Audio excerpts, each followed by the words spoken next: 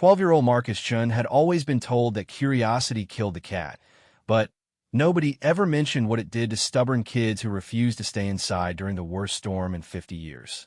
The rain hammered against his bedroom window like angry fists, and the emergency sirens wailed through the flooded streets of New Harbor City. His parents were downstairs, glued to the news broadcasts about the unprecedented storm system that had turned their quiet coastal town into a disaster zone. Marcus pressed his face against the cold glass, watching the murky water rise past the mailboxes and creep toward the front steps of houses across the street. The storm drains had given up hours ago, and now the ocean seemed determined to reclaim the land that humans had foolishly thought they could keep. Lightning split the dark sky every few seconds, illuminating the chaos below in stark, terrifying detail. That's when he saw it. Something massive moved beneath the swirling brown water near the old oak tree in their front yard. At first, Marcus thought it might be a car that had been swept away from higher ground, but cars didn't move with that kind of fluid grace. Cars didn't have what looked suspiciously like a long, serpentine tail cutting through the floodwaters. His heart pounded as he grabbed his father's emergency flashlight from the hallway closet. The adults downstairs were too busy arguing about whether they needed to evacuate to notice a skinny 12-year-old slipping out the back door into the storm. The water was already knee-deep in their backyard, and the current was stronger than Marcus had expected. He had to grab onto the fence post to keep from being swept away as he made his way toward the front of the house. The rain felt like ice-cold needles against his skin, and the wind tried to tear the flashlight from his grip. But Marcus had always been stubborn, a trait that drove his teachers crazy, but served him well when he had set his mind on something. And right now, he had set his mind on finding out what was hiding in their flooded front yard. He rounded the corner of the house just as another lightning flash illuminated the scene, and Marcus nearly dropped the flashlight in shock. There, partially submerged beneath the old oak tree, was definitely not a car. It was easily 30 feet long, with scales that gleamed like polished emeralds even through the murky floodwater. A magnificent head the size of a small boat rested against the tree's massive trunk, and even from 50 feet away, Marcus could see the creature's sides rising and falling with labored breathing. It was a dragon, an actual, living, breathing dragon. Marcus had read enough fantasy novels to recognize one when he saw it, but this wasn't some medieval European dragon from his books. This creature looked almost Asian in design, with a long, elegant snout and whiskers that floated in the water around its face. Its body was sleek and serpentine, built for swimming rather than the stocky, bat-winged dragons he had seen in movies. But there was something wrong with it. The dragon's breathing was too fast, too shallow, and its eyes remained closed despite the chaos of the storm around it. Dark patches along its sides suggested injuries, and the way it lay motionless except for that labored breathing told Marcus that the creature was in serious trouble. He should have run back to the house. He should have called for his parents, or the police, or someone who would know what to do about finding a mythical creature dying in their front yard. Instead, Marcus found himself wading deeper into the flood water, drawn by something he couldn't quite name. The dragon's eyes opened as he approached, and Marcus stopped breathing entirely. They were the color of liquid gold, ancient and intelligent, and filled with a pain that had nothing to do with physical injury. Those eyes studied him with an intensity that made Marcus feel like he was being examined by a being far older and wiser than anything he had ever encountered. "You're hurt," Marcus said, feeling incredibly foolish for talking to what might be a hallucination brought on by the stress of the storm. But the dragon's eyes tracked his movement as he came closer, and there was definitely intelligence behind that golden gaze. The creature made a sound, something between a purr and a rumble that Marcus felt in his chest as much as heard. It was trying to communicate, but the sound was weak and fading. Marcus realized with growing horror that he was watching something magnificent die, and there was nothing a 12-year-old kid could do to stop it. Except maybe there was. Marcus had always been good with animals. He had a natural instinct for reading their body language, understanding their needs, and earning their trust. His neighbor, Mrs. Patterson, always called him when her cat got stuck somewhere ridiculous, and the local animal shelter had learned to call Marcus when they got a dog that was too scared or traumatized to let anyone else near it. But this was a dragon, not a lost puppy. Marcus pushed that thought aside and focused on what he could see. The dragon was clearly exhausted, probably from fighting the storm and the floodwaters. The dark patches he had noticed were indeed injuries, long scratches that looked like they might have come from debris in the rushing water. The creature needed shelter from the storm, medical attention for its wounds, and probably food and fresh water. The shelter problem seemed impossible until Marcus remembered the old storm cellar behind their garage. His grandfather had built it in the 1960s as a fallout shelter during the Cold War, and it was easily large enough to house something the dragon's size. The entrance was built to be waterproof and had stayed remarkably dry even during previous floods. Getting a 30-foot dragon into a storm cellar, however, was going to require some creative thinking. Marcus waited closer, moving slowly and speaking in the same gentle tone he used with frightened animals. "It's okay," he said, though he wasn't sure if the dragon could understand English. "I want to help you. There's a safe place nearby, somewhere dry where you can rest." The dragon's golden eyes followed his movement, and Marcus was amazed to see something that looked like hope flicker in their depths. This creature was intelligent, possibly more intelligent than he was, and it understood that he was trying to help. Marcus reached out slowly, giving the dragon plenty of time to object, and placed his small hand on the massive snout. The scales felt like warm stone, and he could feel the creature's pulse through his palm, fast and thready but still strong. The dragon closed its eyes and made that rumbling sound again, and Marcus felt tears mixing with the rain on his cheeks. "I'm going to get you somewhere safe," he promised, not caring how ridiculous it sounded. "Just hold on." He had no idea how he was going to move a creature that probably weighed several tons, but Marcus had never been one to give up easily.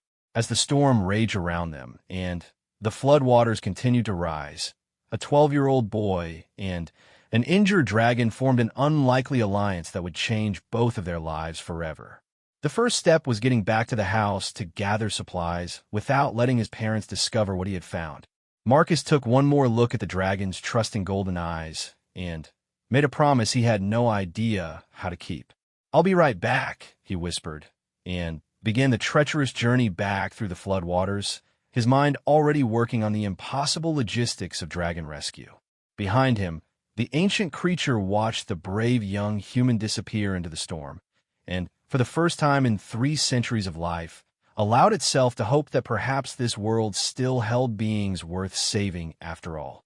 Marcus slipped back into the house through the kitchen door, dripping wet and shivering from both cold and adrenaline.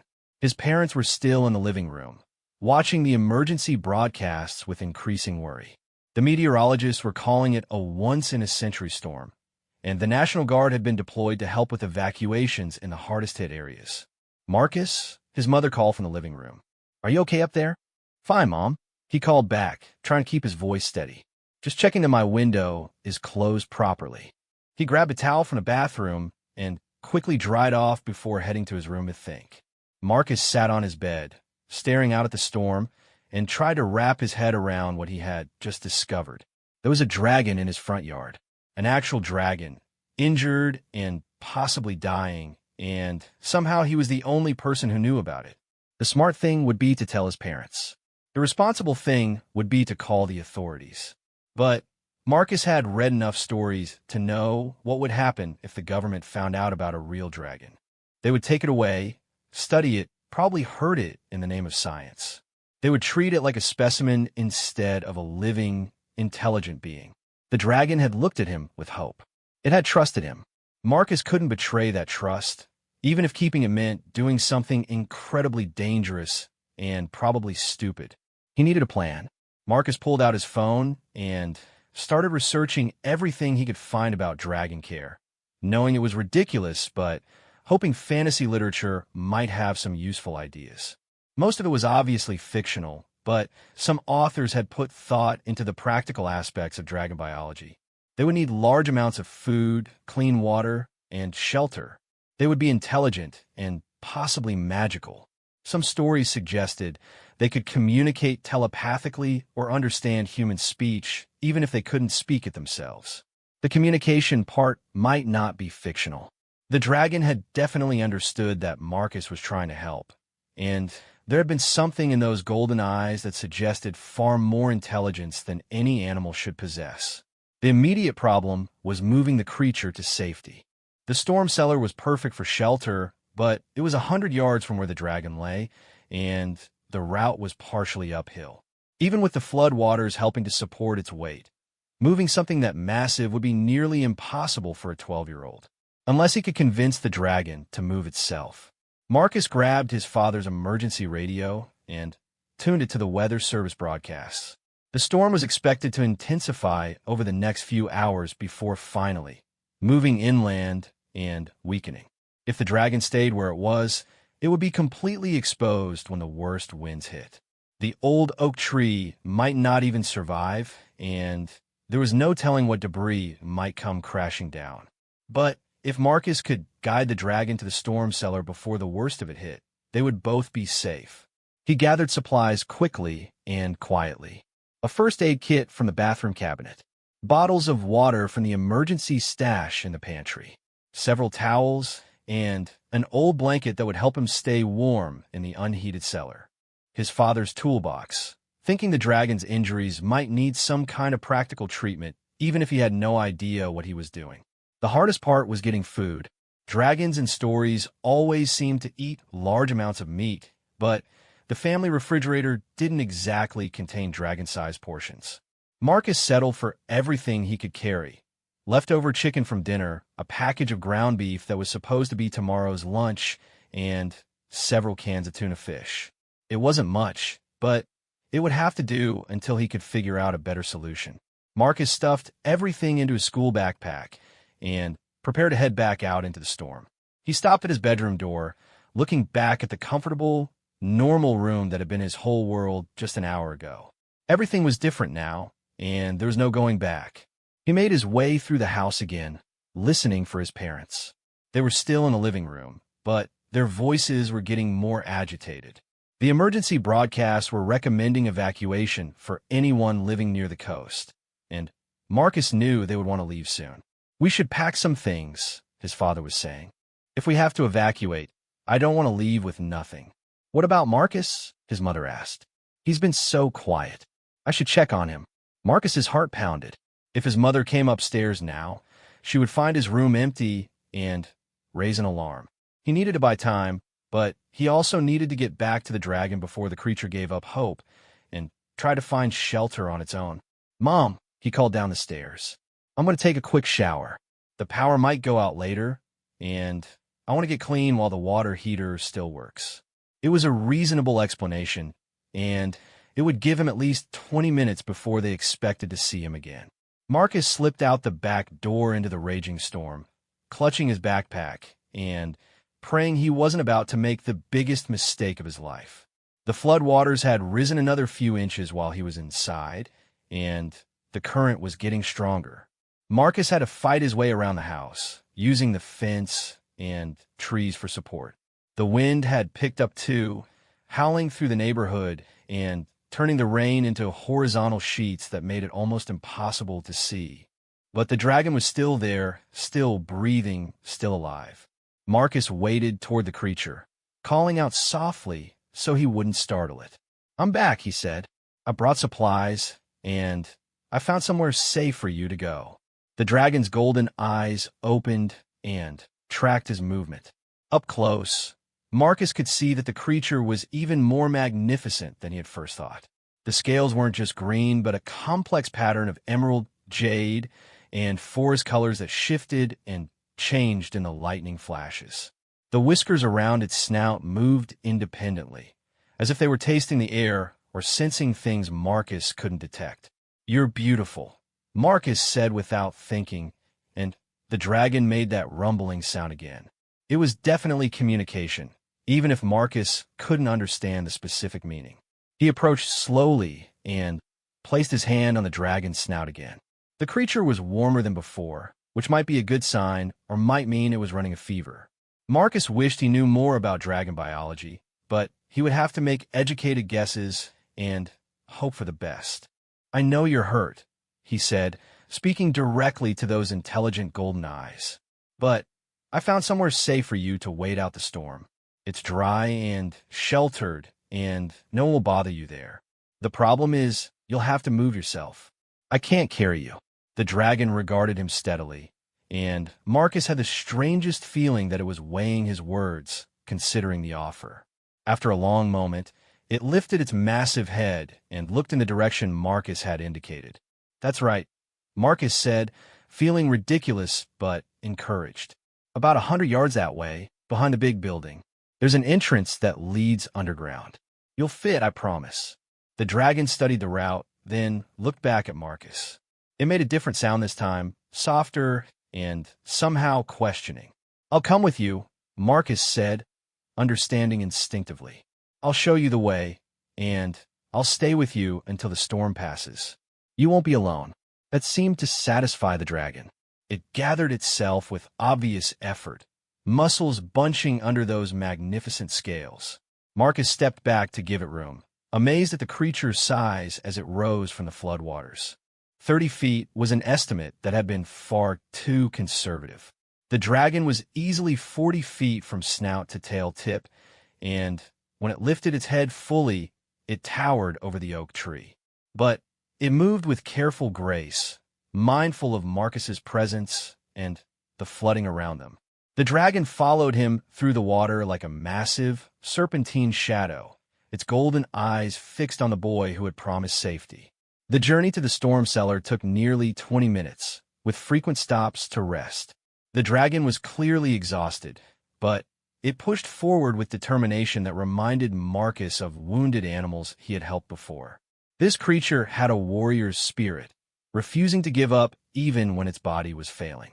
The storm cellar entrance was partially hidden behind overgrown bushes, which had helped protect it from the worst of the wind and rain.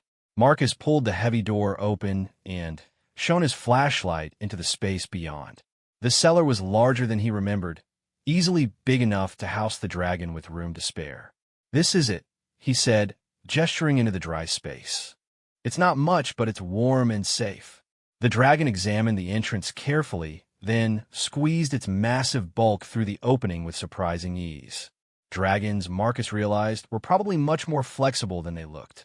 The creature coiled itself in the center of the space, taking up most of the floor, but leaving enough room for Marcus to move around the edges. Marcus climbed down into the cellar and closed the door behind them, shutting out the storm's fury. The sudden silence was almost deafening after hours of wind and rain. Emergency lanterns activated automatically when the door closed, bathing the space in warm, steady light. "There," Marcus said, setting down his backpack. "Safe." The dragon's golden eyes regarded him with what Marcus could only describe as gratitude.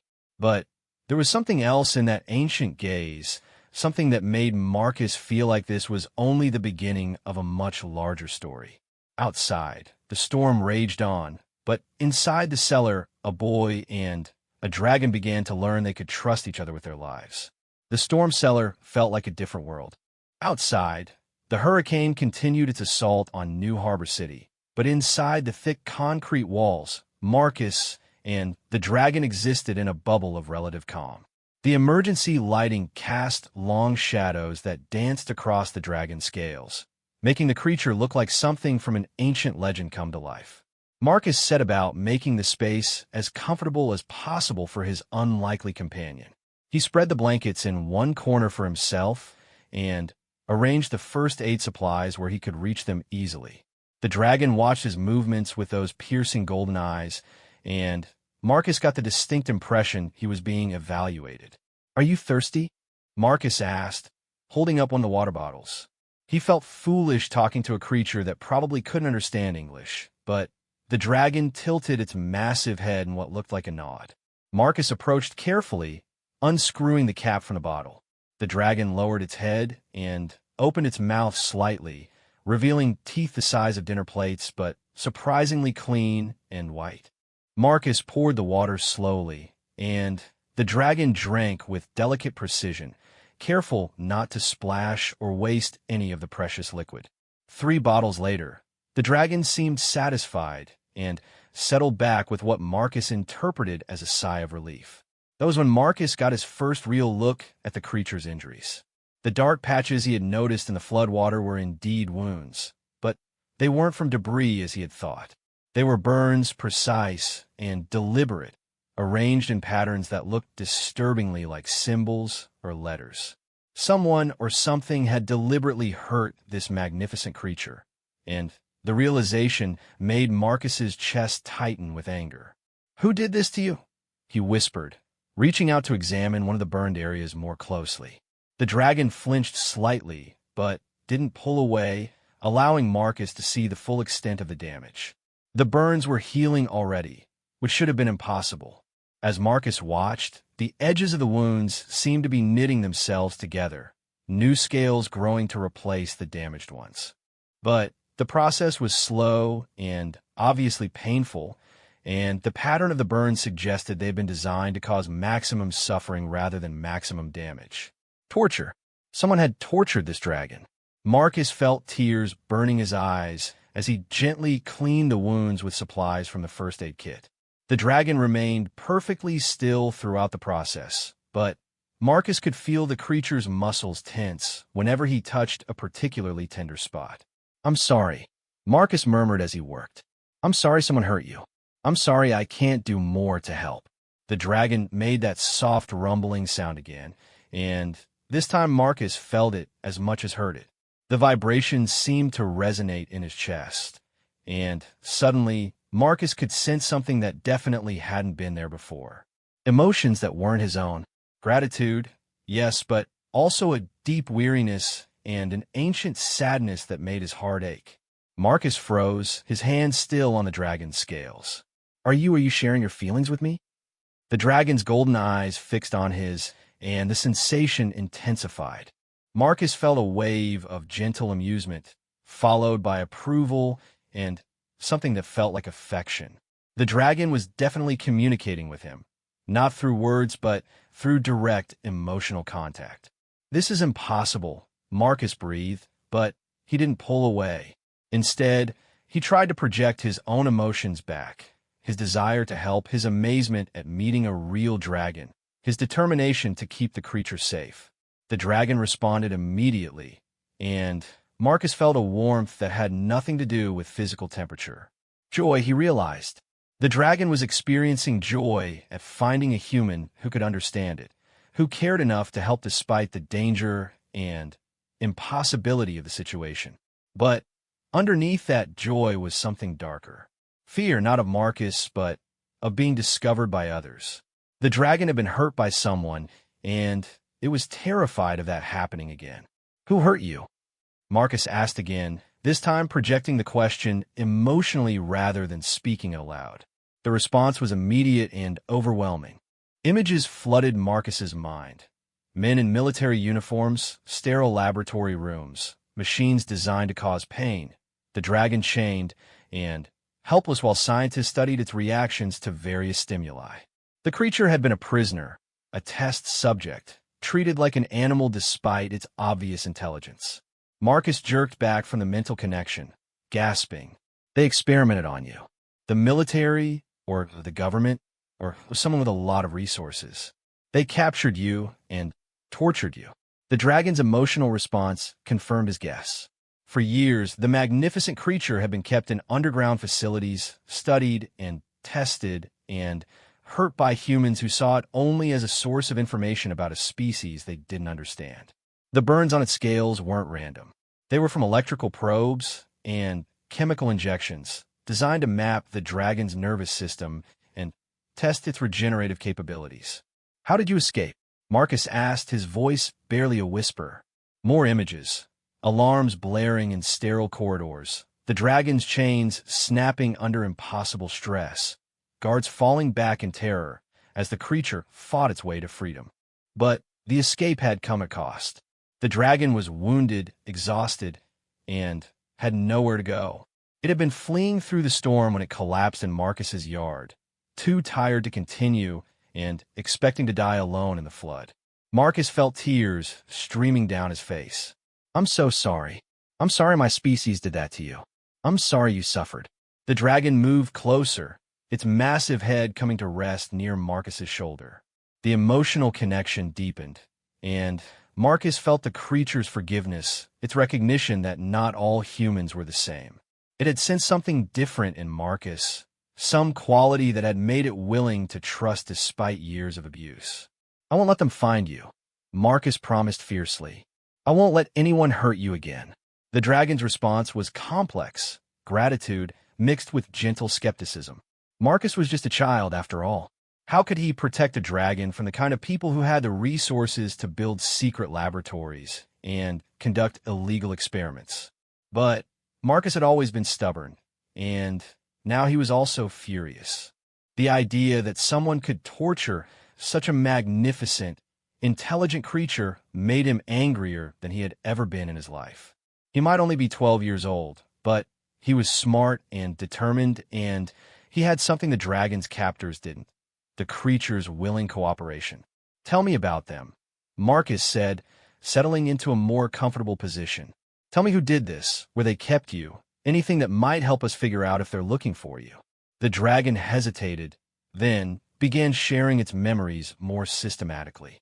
Marcus saw underground bunkers built into remote mountainsides, accessed through hidden entrances and protected by heavy security. Scientists in white coats who treated the dragon like a laboratory rat, testing its limits and documenting its abilities.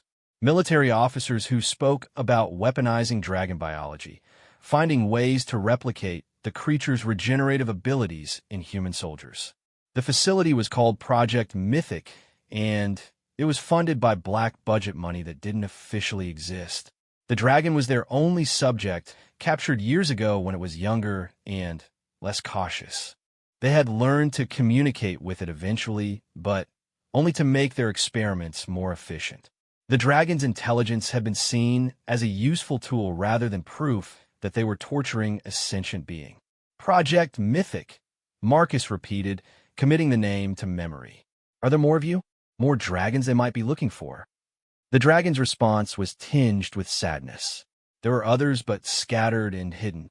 Dragons were long-lived and solitary by nature, meeting only rarely and in great secrecy. This dragon, whose name translated roughly to Keeper of Storms, had been alone for decades before its capture. It didn't know if any of its kind even realized it had been taken. "Well, you're not alone anymore," Marcus said firmly, "and I'm going to make sure you stay free." Keeper of Storms regarded the brave young human with something approaching amazement. In all its centuries of life, it had never encountered a being so young showing such fierce determination to protect something larger and more dangerous than itself. Humans were supposed to be selfish, according to everything it had learned in captivity. They were supposed to care only about their own species, their own benefit. Marcus Chun was proving those assumptions wrong. Outside the storm cellar, the hurricane continued to rage, but neither the boy nor the dragon was paying attention to the weather anymore. They had found something more important than shelter from a storm. They had found an ally, and together they were going to figure out how to keep a tortured dragon safe from the people who wanted to drag it back to hell. The connection between them deepened as they shared memories and emotions, and Marcus began to understand that he had stumbled into something far larger than a simple rescue. He had found a friend, a guardian, and a mystery that would challenge everything he thought he knew about the world. But first, they needed to survive the night, and Marcus was already forming plans that his parents would definitely not approve of. Marcus woke to the sound of his phone buzzing frantically. He had fallen asleep curled against Keeper of Storm's warm flank, lulled by the dragon's steady breathing and the sense of safety that came from their mental connection. Now, harsh morning light was filtering through the storm cellar's small ventilation grates, and his phone screen showed 17 missed calls from his parents. The storm had passed during the night, leaving behind an eerie silence that felt almost as ominous as the hurricane itself. Marcus checked the time and realized with growing panic that he had been missing for over 10 hours. His parents were probably frantic with worry, and by now they might have called the police. "I have to go," Marcus said aloud, then projected the same message emotionally to Keeper of Storms. The dragon stirred, lifting its massive head to regard Marcus with those ancient golden eyes. The mental connection opened immediately, and Marcus felt the dragon's understanding mixed with concern. Keeper of Storms was worried about being left alone again, but more than that, it was worried about Marcus getting in trouble for helping it. "I'll come back," Marcus promised, gathering his supplies. "I need to convince my parents that I'm okay, and then I'll figure out a way to bring you better food and supplies." He paused at the storm cellar door, looking back at the magnificent creature coiled in the space that had become their sanctuary. "Will you be safe here alone?"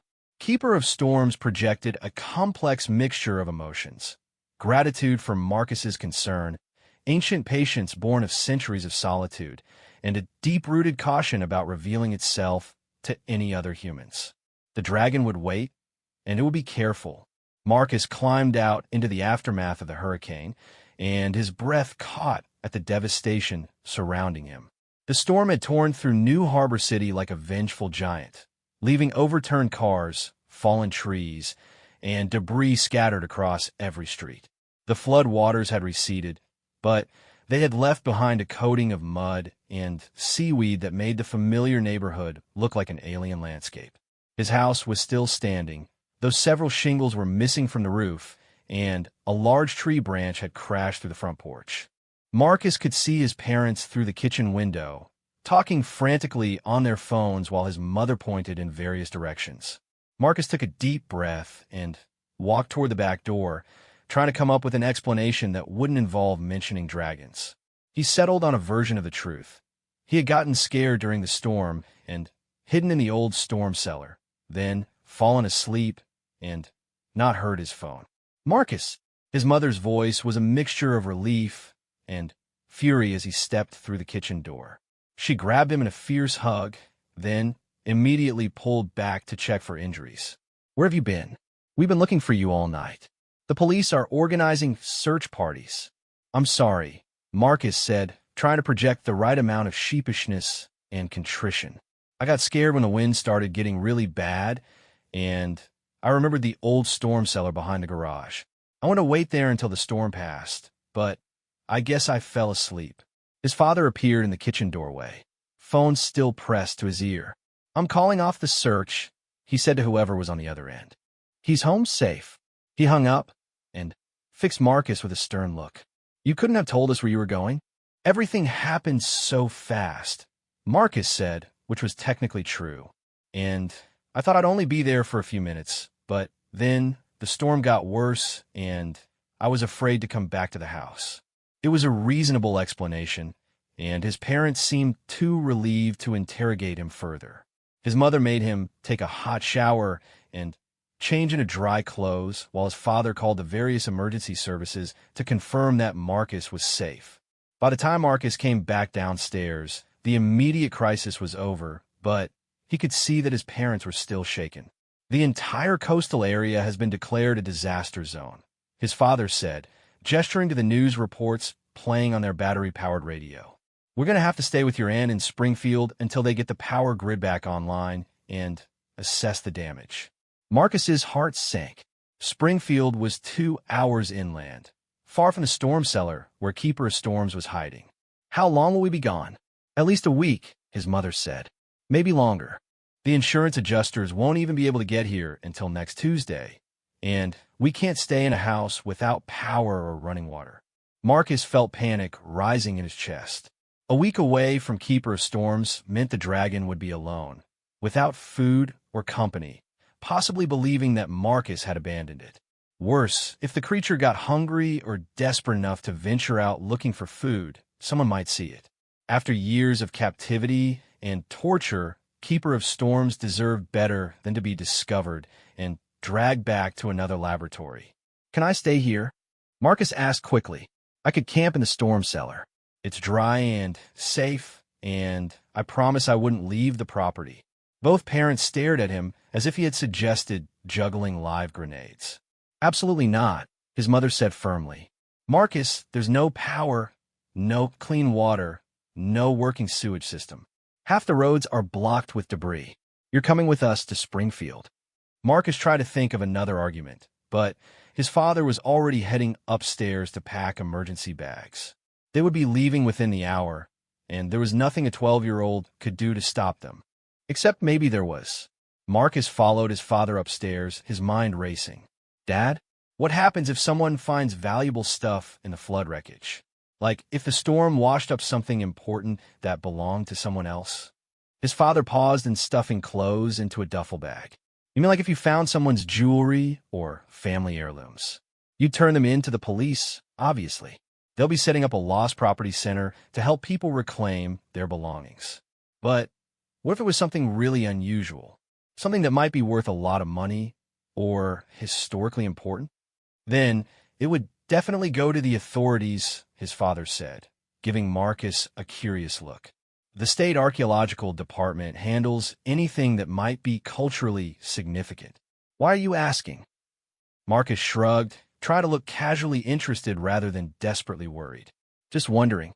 There's a lot of weird stuff that got washed up in people's yards." That much was true. Marcus had seen everything from fishing boats to playground equipment scattered around the neighborhood. It wouldn't be unreasonable for someone to find something strange and valuable in the aftermath of such a massive storm. But it gave him an idea. 20 minutes later, Marcus was packed and sitting in the back seat of his father's car, watching the storm cellar disappear behind them as they drove toward the main highway. He had managed to send one last emotional message to Keeper of Storms. Images of himself leaving but planning to return, mixed with promises and determination. The dragon's response had been understanding, but tinged with the sadness of abandonment. Keeper of Storms had been alone for most of its existence, but the brief taste of companionship had reminded it what it was like to have someone who cared about its well-being. Marcus spent the 2-hour drive to Springfield staring out the window and planning. He had his laptop, a cell phone, and access to the internet at his aunt's house. If Project Mythic was real, if it was funded by government black budgets, there would be traces of it somewhere in digital records. Military contractors, facility construction permits, personnel transfers, budget allocations that didn't quite match their stated purposes. Marcus had always been good with computers, better than most adults realized. He knew how to research, how to dig through databases, and cross-reference information. More importantly, he knew how to stay invisible while doing it, a skill he had learned while trying to find information about his parents' surprise birthday parties. If he could find proof that Keeper of Storms had been illegally captured and tortured, maybe he could expose Project Mythic. Maybe he could make sure the people responsible were arrested instead of being free to hunt down his friend. Because that's what Keeper of Storms was, Marcus realized as he watched the familiar landscape blur past. The dragon wasn't just a magnificent creature he had rescued. It wasn't just an impossible discovery that would change the world. It was his friend, and friends protected each other. Marcus pulled out his phone and began researching government facility construction in the past decade, looking for anything that might match the underground bunkers he had seen in Keeper of Storms memories. He had a week to become an expert on government black projects and military research programs. It wasn't much time, but it would have to be enough. Somewhere behind them, a tortured dragon waited in an abandoned storm cellar, trusting a 12-year-old boy to keep it safe. Marcus wasn't going to let that trust be misplaced. The hunt for Project Mythic was about to begin, and Marcus Chan was going to make sure the hunters became the hunted. Marcus had been in Springfield for 3 days when he found the first real clue. He was sitting in his aunt's basement, surrounded by printouts and laptop screens, following digital breadcrumbs through a maze of government contractor databases. His parents thought he was doing homework to catch up from missing school during the storm. His aunt thought he was processing the trauma of the hurricane by staying busy. Neither of them realized he was systematically hacking his way through classified military spending records. The breakthrough came from an unexpected source, a disgruntled construction worker who had posted complaints on social media about unpaid overtime at a mysterious government facility in the mountains of Northern California. The facility had been built 2 years ago, supposedly for atmospheric research, but the worker mentioned details that sounded suspiciously like the underground bunkers Marcus had seen in Keeper of Storms memories. Heavy-duty, reinforced concrete walls, specialized ventilation systems, holding cells designed to contain large specimens. Most tellingly, the worker had been forced to sign non-disclosure agreements that included provisions about exotic biological research. Marcus cross-referenced the construction company with government contracts and found a paper trail that led directly to a Department of Defense black budget allocation for something called Specimen Acquisition and Research Protocol. The funding had been approved by a committee that technically didn't exist, headed by a man named Colonel James Morrison, who had no official military record after 2019. Project Mythic was real, and Marcus now had names and locations. But what he found next made him push back from his laptop, his hands shaking with a mixture of fear and rage. The project wasn't just about studying dragons. It was about creating them. Marcus had stumbled onto research documents that had been accidentally uploaded to a public server during a routine data backup. The files should have been encrypted and classified, but human error had left them accessible to anyone who knew where to look. And Marcus, in his desperate search for anything related to dragon research, had found them. Dr. Sarah Chun, and Marcus felt his stomach lurch when he saw that she shared his last name, was the lead researcher on something called Project Phoenix. Her reports detailed attempts to replicate dragon biology in human subjects, using genetic material and stem cells harvested from their captive specimen. Keeper of Storms hadn't just been a test subject. It had been a donor, repeatedly subjected to painful procedures to extract biological samples that scientists then tried to graft onto human volunteers. The burn patterns on the dragon's scales weren't just from torture. They were from surgical procedures designed to harvest its regenerative tissues. The human test subjects hadn't survived. According to Dr. Chen's cold, clinical reports, 37 volunteers had died in agony as their bodies rejected the dragon genetic material. But the research continued, funded by military officials who believed they could create super soldiers with dragon-like healing abilities. Marcus read through report after report, his horror growing with each page. The researchers had tried everything: direct genetic modification, stem cell therapy, surgical grafting of dragon tissue onto human subjects. They had tortured Keeper of Storms for years, taking pieces of its body to use in experiments that had killed dozens of people. And now they had lost their only source of dragon biology. According to the most recent reports, dated just 2 weeks ago, the specimen had escaped during a routine transfer between facilities. All available resources were being diverted to recapture it. They were coming. Maybe not today, maybe not tomorrow, but they were coming. And when they found Keeper of Storms, they would drag it back to hell and continue their monstrous experiments. Marcus felt tears streaming down his face as he read the final report. Dr. Chun had recommended expanding the search to include monitoring social media and local news reports for any unusual animal sightings. She had specifically suggested watching for storm-related incidents, noting that the specimen had demonstrated an affinity for severe weather patterns. The hurricane hadn't been random. Keeper of Storms had been drawn to it, seeking the kind of chaotic natural energy that dragons seemed to find comforting. And that meant the researchers would be looking at storm-damaged areas as likely hiding spots. Marcus grabbed his phone and tried calling his parents, but the call went straight to voicemail. They were out looking at potential rental houses, trying to find temporary accommodations while their own home was repaired.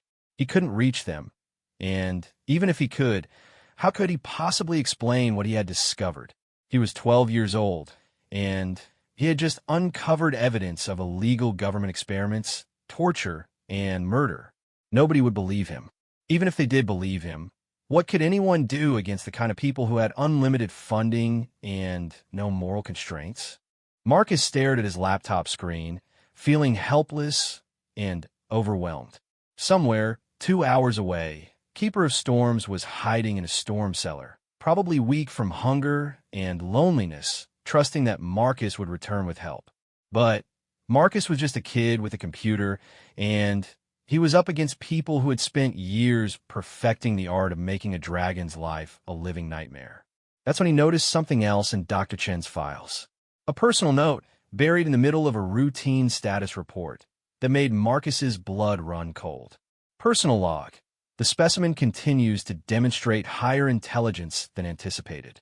Its emotional responses suggest a level of sentience comparable to advanced primates, possibly approaching human-level awareness.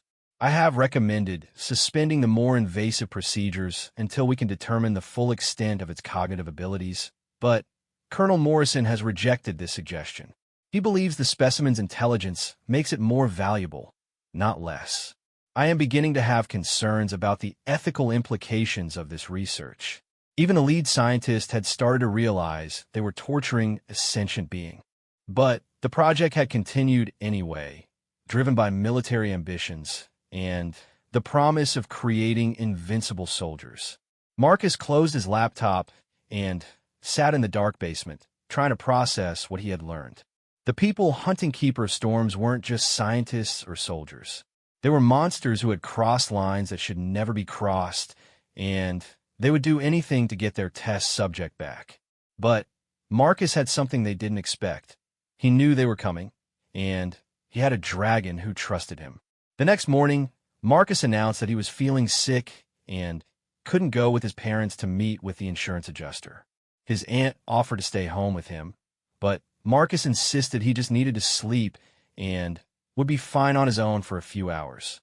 The moment their cars pulled out of the driveway, Marcus was on the phone with a taxi company, using the emergency credit card his parents had given him.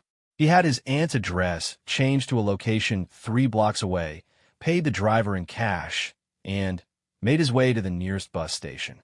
2 hours later, Marcus was standing in front of the storm cellar, his backpack loaded with everything he could carry from his aunt's kitchen. He had stopped at a pet store on the way and bought the largest bags of high-protein dog food he could afford, figuring that dragon nutrition probably wasn't that different from large carnivore nutrition. "Keeper," he called softly as he opened the cellar door. "It's me. I'm back." The mental connection opened immediately, flooding Marcus with the dragon's relief and joy at his return. But underneath those positive emotions was something else: weakness, hunger, and a growing sense of despair that Marcus had abandoned it forever. Marcus climbed down into the cellar and was shocked at what he found. Keeper of Storms had lost weight, its magnificent scales looking dull and lifeless. The dragon had barely moved from the spot where Marcus had left it, as if it had been conserving energy for survival. "I'm so sorry," Marcus said, immediately opening the bags of food. "I found out why they were hunting you, and it's worse than we thought. But I'm here now, and we're going to figure this out together." Keeper of Storms ate ravenously, and as its strength returned, so did the mental connection between them. Marcus shared everything he had learned: the illegal experiments, the murdered human subjects, the ongoing hunt for the escaped specimen. He held nothing back, knowing that the dragon deserved to know the full truth about what had been done to it. The dragon's response was complex and heartbreaking. Keeper of Storms had known about the failed human experiments. It had felt their pain and terror through the mental connections all dragons shared with nearby sentient beings. It had tried to help them, tried to ease their suffering, but its own captivity had made it powerless to do anything except witness their deaths. That was what had finally given Keeper of Storms the strength to break free. Not just its own suffering, but the knowledge that its captivity was enabling the torture and murder of innocent humans. "We have to stop them," Marcus said firmly. "We have to make sure they can't do this to anyone else." Keeper of Storms projected agreement, but also concern. The people who had created Project Mythic were powerful and ruthless. They had unlimited resources and no moral constraints. How could a 12-year-old boy and one escaped dragon possibly stand against them? Marcus smiled, feeling more determined than he had ever been in his life. "Because we have something they don't expect," he said. We have the truth, and we're not afraid to use it. Over the next several hours, Marcus and Keeper of Storms planned their war against Project Mythic. It would be dangerous, possibly hopeless, but they weren't going to hide in a storm cellar while innocent people died in illegal experiments. They had found each other in the midst of a devastating storm, and together they were going to make sure that no one ever suffered the way Keeper of Storms had suffered. The dragon had been tortured for years, but it had never broken. Marcus had been protected and sheltered his whole life, but when it mattered most, he had proven himself brave enough to stand against monsters. Together, they were going to change the world. But first, they had to survive the week because Dr. Sarah Chun and her team were getting closer to finding them with every passing day, and the real storm was just beginning.